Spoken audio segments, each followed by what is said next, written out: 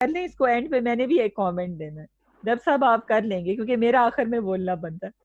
हाँ, हाँ डॉक्टर चलें तलत जी। आ गई है मेरा ख्याल डॉक्टर ऑनलाइन। तलत आ गई है डॉक्टर तलत जी, चलें शुरू जी, करें वो वेलकम कह बैक। रही हैं। हाँ अच्छा, मैं स्टार्ट करूँ या डॉक्टर राफिया करेंगी? आप ही कोई करिए, भी आपका ख्याल में माइक मिलके ओपन है। कर लेंगे, इसमें कोई वो मेरा ख्याल में इतनी जरूरत नहीं है हाँ, उस तरह की। चलें आप स्टार्ट करें, मैं अभी अपनी इसको भी कोशिश कर रही हूँ कि ये ठीक हो जाए मेरा। चलें इसका ठीक है। ओके हाँ, ओके ठीक है, शायद आप करो। चलें जी, before starting with the comments and suggestions, I would like to appreciate Naima Hassan. Naima Hassan, congratulations. Thank you so You much, carried ma'am. out very intensive, extensive, and rigorous research work. Your presentation was self-explanatory. I think we need not to ask so many questions from you because many things which we wanted to ask from you were explained during your presentation. And you have done wonderful work before your study.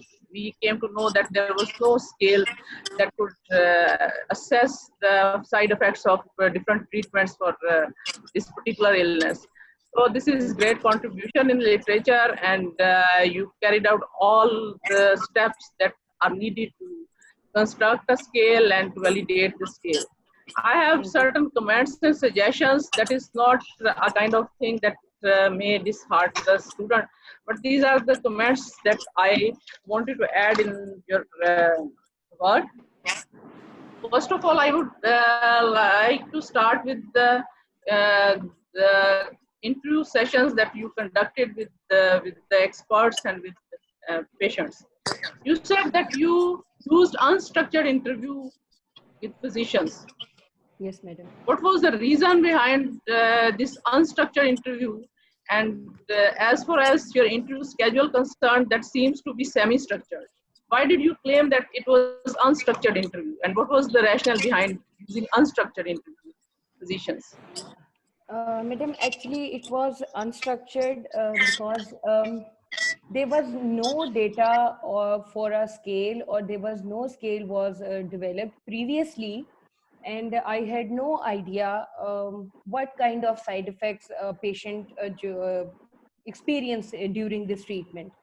So I asked open-ended questions from physicians to tell me about whatever side effects patients experience, and what is their experience, their subjective experience, what they see patient is going through, or and what they perceive, what patient is subjectively experience, and what the patients are reporting. That's why I asked open-ended questions from physicians.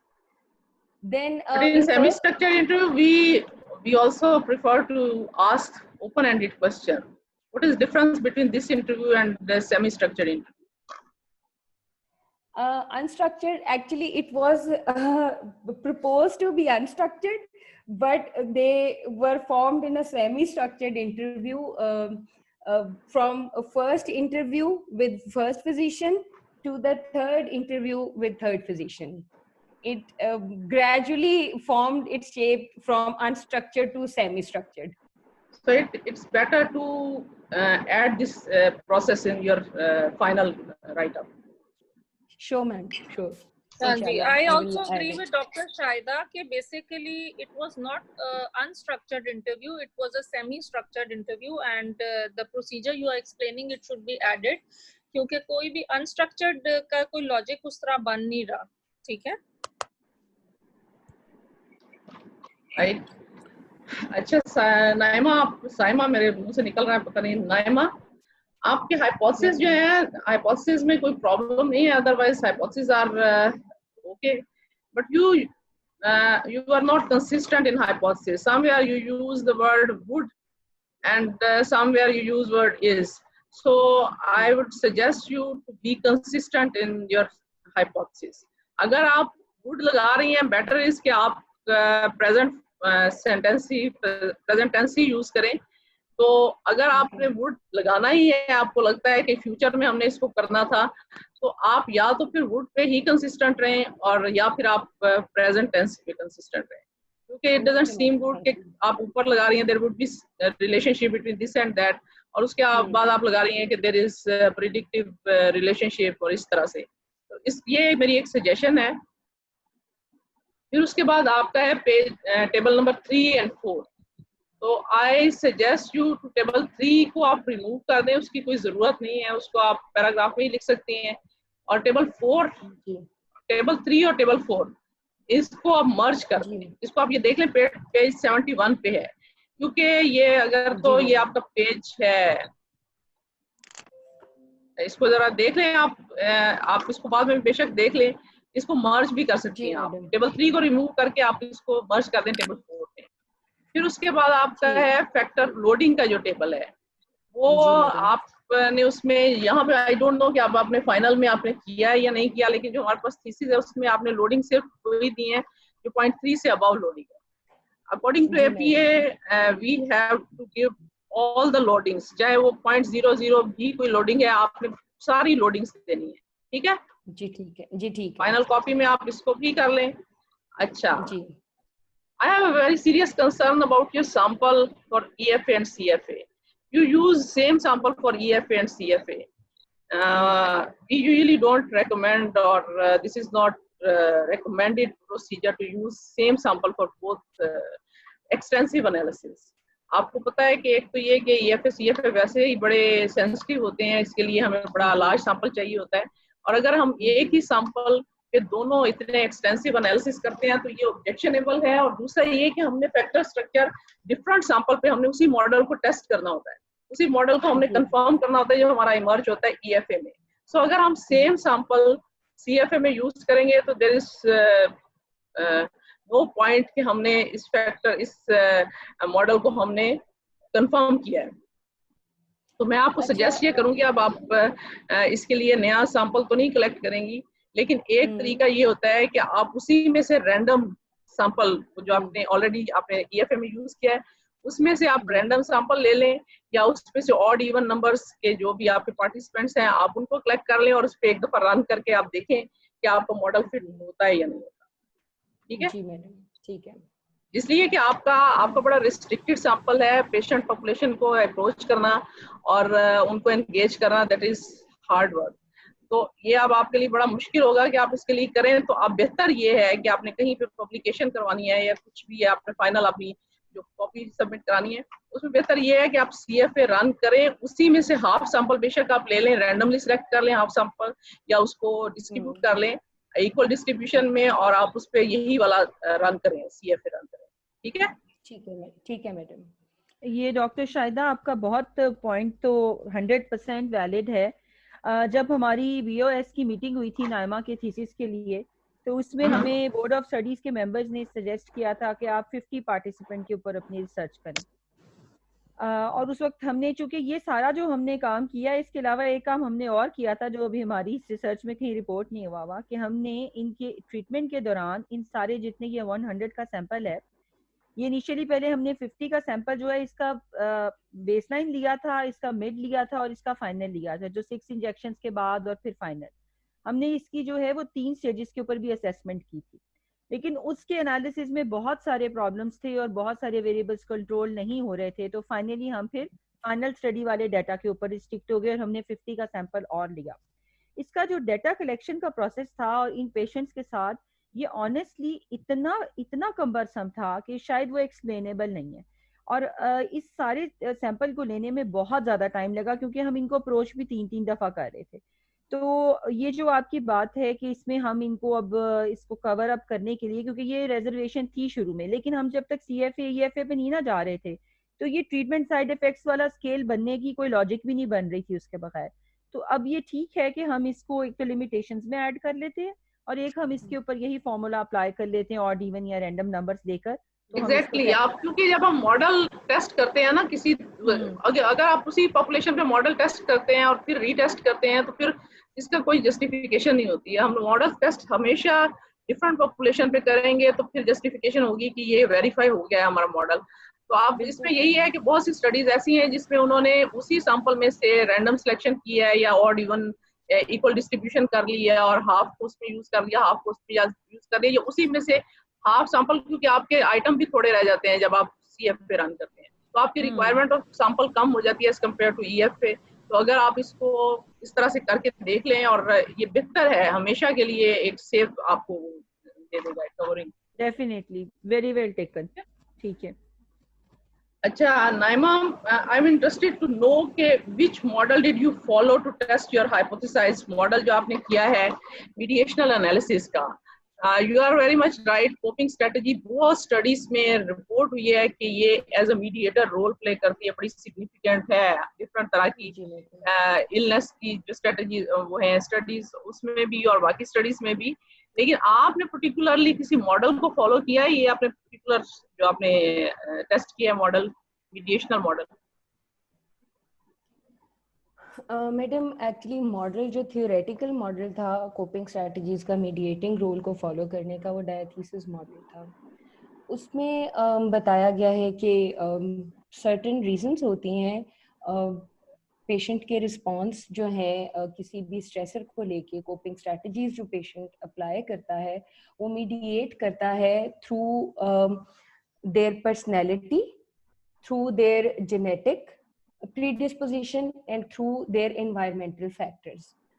तो जो genetic और factors थे वो, और genetic जो factors थे वो physical sense में जो फिजिकल साइड इफेक्ट्स थे, साइकोलॉजिकल साइड इफेक्ट्स थे और न्यूरोलॉजिकल साइड इफेक्ट्स थे। ये प्रीडिस्पोजिशन, जेनेटिक प्रीडिस्पोजिशन के तौर पे, या इस मॉडल में बायोलॉजिकल का वर्ड यूज हुआ है। बायोलॉजिकल जो फैक्टर्स हैं वो साइड इफेक्ट्स थे। एनवायरमेंटल जो साइड फैक्टर्स थे वो पेशेंट की ट्रीटमेंट के हवाले से जो कॉस्ट इफेक्टिवनेस है, सोशो इकोनॉमिक स्टेटस है, उसको देखा गया था। इसके अलावा जो पर्सनैलिटी प्रीडिस्पोजिशन है कि पेशेंट जो है किस तरह की कोपिंग स्ट्रेटजी अडॉप्ट करेगा, वो इन 3 फैक्टर्स पे जो है डिपेंड करता था। तो मैंने डायथीसिस मॉडल को सामने रखा था और फिर इनका मीडिएटिंग रोल देखा था कोपिंग स्ट्रेटजीज का। अगर देखा जाए तो इसके बाद मैंने क्वालिटी ऑफ लाइफ की भी बात की थी कि क्वालिटी ऑफ लाइफ जो है वो भी इन्वायरमेंटल फैक्टर्स में आता है। पेशेंट की कोपिंग स्ट्रेटजीज जो है वो भी मीडिएटिंग रोल प्ले करती है और क्वालिटी ऑफ लाइफ जो है वो भी मीडिएटिंग रोल प्ले करती है। तो डायथीसिस मॉडल जो है कोपिंग स्ट्रेटजीज और क्वालिटी ऑफ लाइफ का मीडिएटिंग रोल प्ले करने के लिए मैंने डायथीसिस स्ट्रेस मॉडल को फॉलो किया था। What about Lazarus and Folkman's model, उसको आपने इंक्लूड किया अपनी इस सारे वर्क में? मैडम बिल्कुल स्टडी किया था। उन्होंने जो बात की थी उसमें इन्वायरमेंटल, जेनेटिक और पर्सनैलिटी, तीनों चीजों को इंक्लूड नहीं किया हुआ। उन्होंने कहा जो लजारस का जो मॉडल है वो कहते हैं कि पेशेंट जो है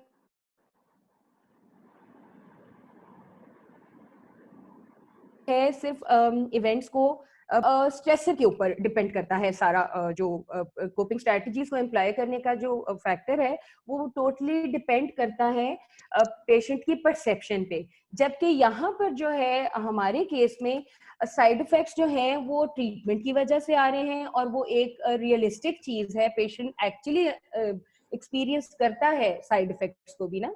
तो इसमें जेनेटिक की भी बात आ जाती है, फिजियोलॉजी की भी बात आ जाती है पेशेंट की, उसके अलावा एनवायरमेंटल फैक्टर्स की भी बात आ जाती है। लजारस के मॉडल में जो है एनवायरमेंटल फैक्टर्स की बात नहीं की गई थी, जबकि हमारे केस में ये तीनों चीजें जो है वो काम करती हैं। राइट। अच्छा, आपने अभी आपकी प्रेजेंटेशन में था कि डिफरेंट ट्रीटमेंट्स जो मोड्स थे, मोड ऑफ ट्रीटमेंट थे, इसमें डिफरेंट तरह के साइड इफेक्ट्स हैं। तो कहीं लिटरेचर से आपको सपोर्ट मिलती है इस चीज की? आपने सपोर्ट किया अपनी रिसर्च में इसको कि डिफरेंट ट्रीटमेंट मोड्स जो हैं उनमें डिफरेंट साइड इफेक्ट्स हैं? जी बिल्कुल, साइकोलॉजिकल है, किसी में फिजिकल है? जी बिल्कुल, मैंने डिस्कशन और लिटरेचर रिव्यू में भी दोनों में रेफरेंसेस के साथ, साइटेशंस के साथ उनको सपोर्ट किया है। तीनों तरह के भी मिलते हैं साइड इफेक्ट्स। इसके अलावा फिजियोलॉजिकल जो साइड इफेक्ट्स हैं उनको भी आगे फर्दर जो है सब फैक्टर्स में इंक्लूड किया गया है, जो कि बहुत एक्सटेंसिवली मेडिकली रिलेटेड हैं, जैसे गैस्ट्रोइंटेस्टाइनल साइड इफेक्ट्स हैं, और लैब रिपोर्ट्स आती हैं पेशेंट की, सर्टेन हार्मोन्स और एंजाइम्स जो हैं वो कम ज्यादा होते हैं, उनको भी लिटरेचर सपोर्ट करता है। और न्यूरोलॉजिकल, फिजिकल और साइकोलॉजिकल। राइट, चलें ठीक है। ये डॉक्टर तीन राफिया आप कैटेगरीज जो थी, ये लिटरेचर रन किया तो उसने क्लियरली तीनों को अलग अलग कर दिया। ठीक है, ठीक है, thank you for your patience.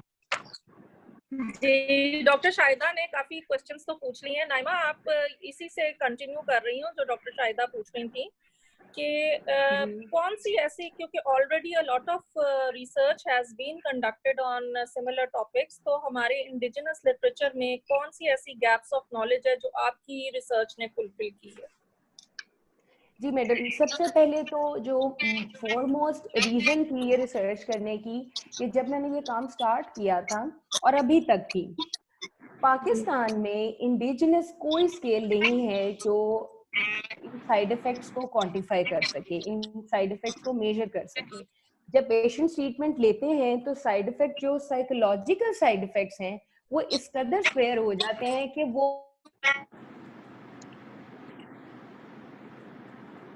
Ultimately treatment की एफिकेसी को भी मुतासर करते हैं। तो एक तो ये गैप फिल होता है कि पहला स्केल है पाकिस्तान में जो इन साइड इफेक्ट्स को मेजर करता है, ये बहुत हेल्प करेगा। सेकेंडली, कोपिंग स्ट्रेटजीज के बारे में तो काम हुआ है, डॉक्टर रुखसाना का ही काम है, लेकिन उसका relation with quality of life of patient जो ये ट्रीटमेंट ले रहे हैं, इसके बारे में काम नहीं हुआ। इन तीनों वेरिएबल्स को इकट्ठा करके काम नहीं हुआ। और अच्छा, तो ये मुझे बताएं नाइमा कि आपका जो ये स्केल है, डू यू थिंक कि जो साइड इफेक्ट्स हैं वो वेरी करेंगे from the western population to our own population, के वो मोर और लेस आपने क्या देखा है कि वर दे द सेम और there was some difference reported from the western literature? जी बिल्कुल मैडम, इसमें एथनिसिटी का भी फर्क है। अगर लिटरेचर रिव्यू में इंट्रोडक्शन में आपने देखा हो तो पाकिस्तान जो है वो सेकंड नंबर पे है प्रेवलेंस रेट इसका। सबसे पहले जो है वो इजिप्ट में है, सबसे ज्यादा प्रेवलेंट है ये, और इजिप्ट और उसके अलावा अमेरिका में ये बहुत ज्यादा है। तो साइड इफेक्ट्स का डिफरेंस बिल्कुल है। पाकिस्तान में देखा जाए तो साइकोलॉजिकल जो साइड इफेक्ट्स हैं वो उनकी रेशियो ज्यादा है experience as compare to population in America और इजिप्ट। वहाँ के लोगों में न्यूरोलॉजिकल और फिजिकल साइड इफेक्ट्स की प्रेवलेंस ज्यादा है। पाकिस्तान में साइकोलॉजिकल साइड इफेक्ट्स की प्रेवलेंस ज्यादा है, क्योंकि शायद इसकी रीजन एक ये भी है कि सोशल सपोर्ट की कमी है। इसके अलावा ट्रीटमेंट जो है, जैसे ओरल एंटीवायरल ट्रीटमेंट है, ये बहुत ज्यादा कॉस्टली है, और अब recently with in last few months जो है गवर्नमेंट की तरफ से इसकी कॉस्ट काफी कम की गई है। मे बी अब जो है आगे अगर फर्दर रिसर्च हो तो पता चले कि साइकोलॉजिकल साइड इफेक्ट्स की भी प्रेवलेंस जो है कम या ज्यादा हो रही है पाकिस्तानी पॉपुलेशन में। बिल्कुल फर्क है। अच्छा, ये बताएं नाइमा के न्यूरोसाइकेट्रिक इन्वेंटरी क्वेश्चनर जिससे आपने इसकी कन्वर्जन वैलिडिटी देखी थी अपने स्केल की NPTSI, सो इनके अगर if you would have used the neuropsychiatric inventory questionnaire, do you think the results would have varied? कोई ऐसी डायमेंशंस में फर्क था? सॉरी मैडम, क्वेश्चन आप आवाज रिपीट करेंगे प्लीज? हाँ जी, मैं ये कह रही हूँ डॉक्टर राफिया ये पूछ जी डॉक्टर राफिया ये पूछ रही हैं कि आपके स्केल में और न्यूरोसाइकेट्रिक इन्वेंटरी में किन डायमेंशंस का डिफरेंस है? किन डायमेंशंस? कॉमन जो थे वो साइड इफेक्ट जो और न्यूरो NPI क्वेश्चनर में जो थे कॉमन चीजें जो थी वो कुछ फिजिकल सिम्टम्स भी थे, न्यूरोलॉजिकल सिम्टम्स भी थे और साइकोलॉजिकल भी थे। डायमेंशंस का बहुत थोड़ा फर्क था कि मेरे वाले स्केल में जो है फिजिकल साइड इफेक्ट्स जो हैं वो ज्यादा है, न्यूरोसाइकाइट्रिक इन्वेंटरी में जो है वो ज्यादा साइकोलॉजिकल और न्यूरोलॉजिकल सिम्टम्स की बात की गई है। ओके, डायमेंशन ये में डॉक्टर राफिया, डायमेंशन में वेरिएशन लार्जली इतनी नहीं है, लेकिन आइटम्स में जो है वो काफी वेरिएशन है। ठीक है। अच्छा, आपने एज ग्रुप लिया है नाइमा 18 to 60 years, तो 18 to 60 years को अगर वैसे देखा जाए तो ऑलरेडी क्वालिटी ऑफ लाइफ जो है across this wider age range या स्पैन जो है वो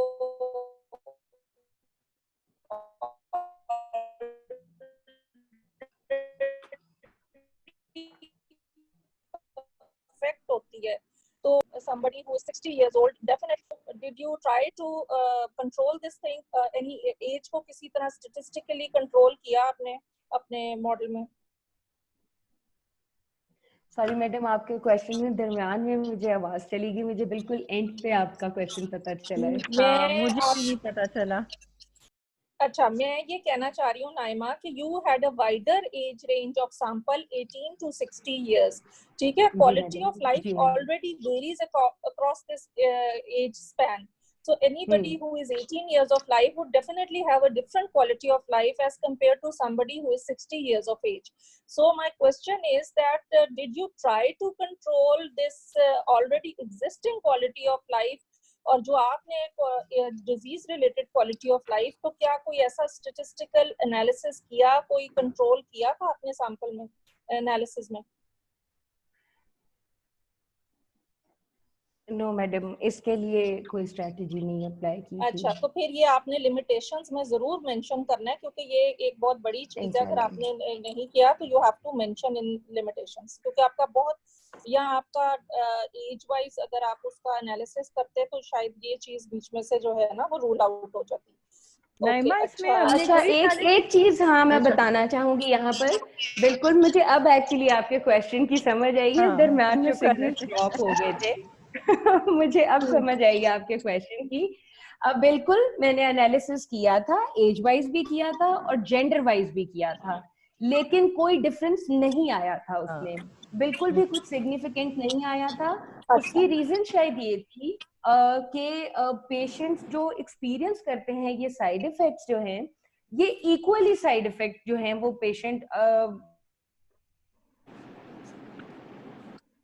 रिगार्डलेस ऑफ देयर एज, वो एक्चुअली होते ही इतने वर्स हैं कि क्वालिटी ऑफ लाइफ वो हर एज की पेशेंट की जो है क्वालिटी ऑफ लाइफ को मुतासर करता है।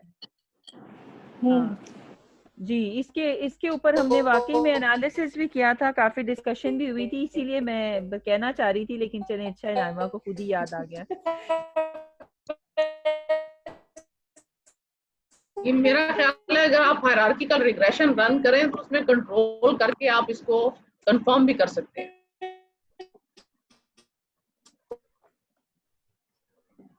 एज को एज अ कंट्रोल वेरिएबल आप अगर यूज करें, अच्छा चलो 3 है आपको, बहुत इजी है, इसमें तो स्टैटिस्टिकल कंट्रोल है। हाँ जी, कह रही हैं इसको स्टैटिस्टिकली कंट्रोल एनालिसिस में, और डिस्क्रिप्शन दिया ना नाइमा है उसके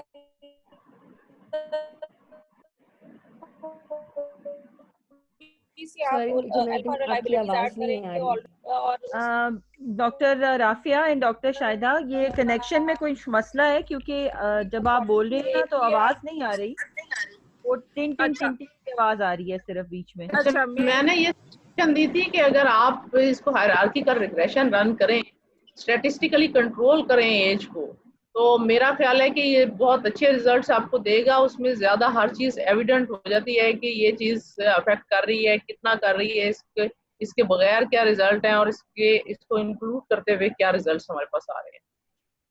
हाँ, क्योंकि मैं बिल्कुल डॉक्टर शाहिदा की बात से एग्री करती हूँ, क्योंकि एक 60 इयर्स ओल्ड के ऊपर अगर आप ये सारी थेरेपी हो रही है तो डेफिनेटली उसकी quality of life already physical उसकी स्ट्रेंथ नहीं है, तो ये रिजल्ट नहीं आएगा उस तरीके से। एग्जैक्टली। और उसके अंदर टॉलरेंस जो है साइड इफेक्ट की, वो भी विद एज जो है वो कम होती जाती है।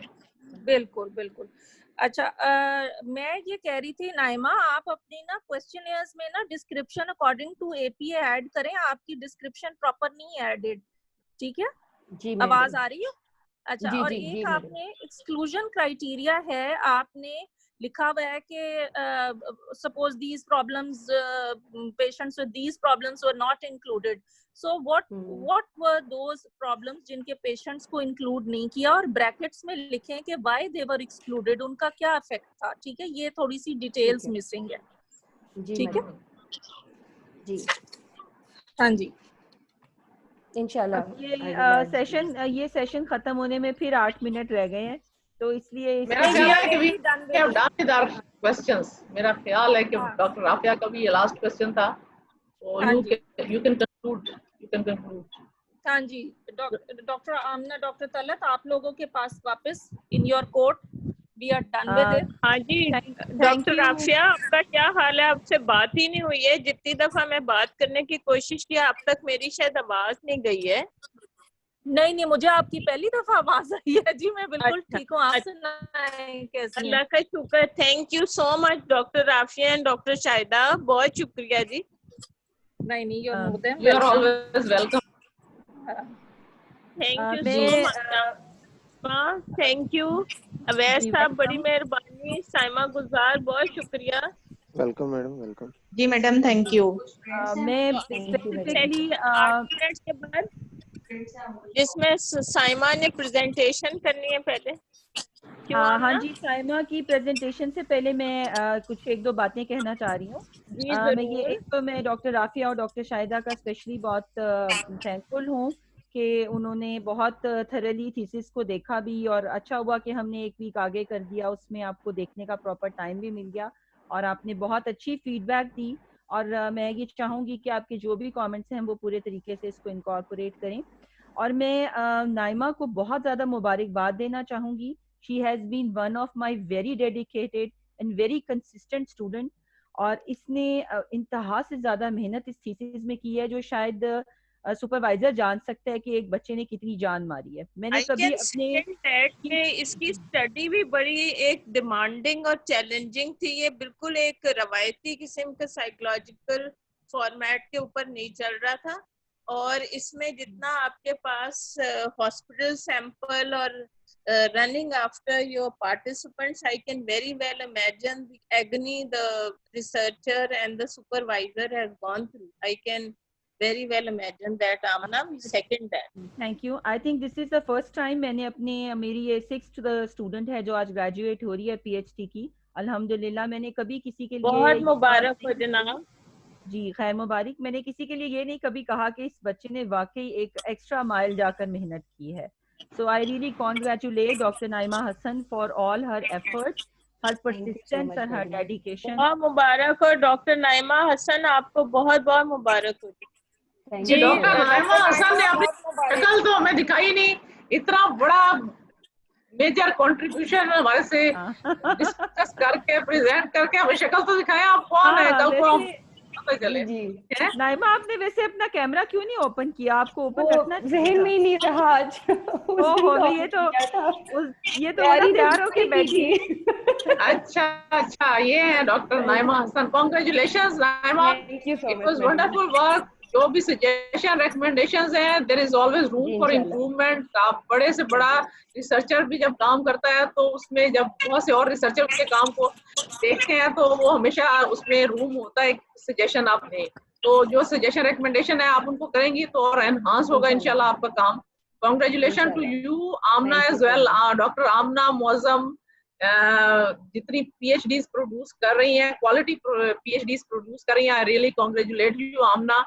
And I congratulate doctor Talat as well कि आपके डिपार्टमेंट माशाल्लाह इतना रिच अब हो गया है कि आपके अपने फैकल्टी मेंबर्स भी PhD पोस्ट हो गए हैं, और बाकी जो आउटसाइड द यूनिवर्सिटी हैं वो भी बड़े लोग अब PhD करके बाकी यूनिवर्सिटीज में सर्व कर रहे हैं। तो this is another feather in your cap। आपका डिपार्टमेंट इतना रिच है कि आप supervisor. Thank you so much Shahida, बहुत शुक्रिया जी। Rafia, thank you so much. Thank you ji.